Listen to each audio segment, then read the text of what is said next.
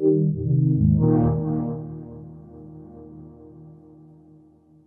I'm Rob Pardo. I work at Bonfire Studios, formerly at Blizzard Entertainment. So we're here at the View Conference in Torino, Italy. I wanted to start by having you talk a little about the topic of this conference, which is about basically what you've learned in your career. Yeah, so I thought it'd be a good opportunity to come to the View and do a talk that kind of looks back at a lot of my career at Blizzard and try to be retrospective and pull out a few lessons that I think will definitely be useful to me and hopefully might be useful to the audience as well. What's the top thing you learned from your time at Blizzard? Probably the top thing is the high level thing is to make really great products is really hard and takes a lot of really talented people working closely together. I mean, it sounds simple when you say it like that, but there's a lot more things that go into it, but if that's the highest level value, it would be that. One of the things as a journalist, I've always thought of when it comes to Blizzard, going back to the early days, is you guys always came out and said the game will be ready when it's ready, right? How important is that to not come out with, the Hollywood style, it's going to come out on this date at this time and actually give the time needed to develop these titles? Well, honestly, I think that's the only way the only way you can really assure success is if you're not willing to ship something that's lower quality, right? So if you are willing to put in the time and the effort and keep on iterating and not ship anything that's below the highest quality level, that's the only way you can do it. Like if you decide that you're gonna hit a date at all costs and you're gonna ship no matter what, then it's gonna be a little bit more hit or miss when you have something that's excellent versus something that's mediocre. But it's something that we see year in and year out in the games industry when people are big corporations and financial guidelines and all that kind of stuff that you guys always stuck to your guns with that. Yeah, I mean, I think Blizzard has a higher level sort of strategy, which is really invest in the Blizzard brand.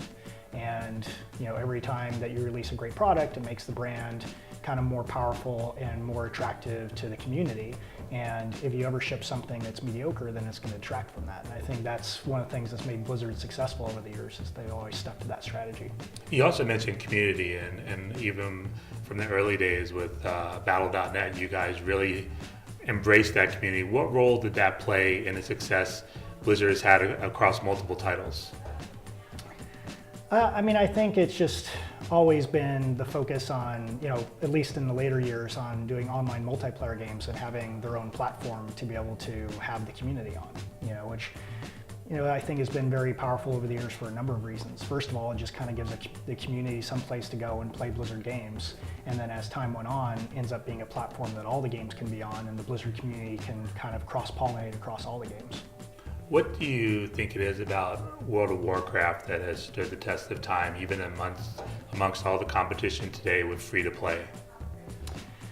I think that's a complicated question. I think it's a lot of things, but I think ultimately with any great game, it really is, it captured people, it engaged people for many years, and now it's just, even the people that haven't played it, it's kind of this nostalgic memory that they have, not only playing the game itself, but engaging with their friends and the community around it. When it comes to World of Warcraft, you also were a key producer in bringing that to Hollywood. I wanted to get your thoughts on what it was like to see those characters on the big screen. It was a pretty amazing adventure, actually. Just taking that property and working with Hollywood and trying to figure out how do movies even get made, and then getting to work with a lot of talented people to try to realize that universe, which wouldn't be able to be done 20 years ago. It's just that visual effects has come so far along. They're able to do something like they did with the orcs, for example, and really put Warcraft works on screen, which was pretty amazing to see. And performance capture was a key part of bringing those orcs to life. That's something we've seen become a mainstay in video games as well. What's it been like from your perspective, being able to see gaming and then the Hollywood side kind of learn from each other as pushing new technology forward? Yeah, absolutely. I mean, certainly at Blizzard, we had the cinematics department, which, is staffed with a fair amount of people that come from the visual effects industry. And then visual effects industry, I know, also looks at, kind of a lot of the top game companies that are investing in cinematic content. And, like they all mix at conferences like this or at SIGGRAPH, and I think there's been a lot of great cross-pollination.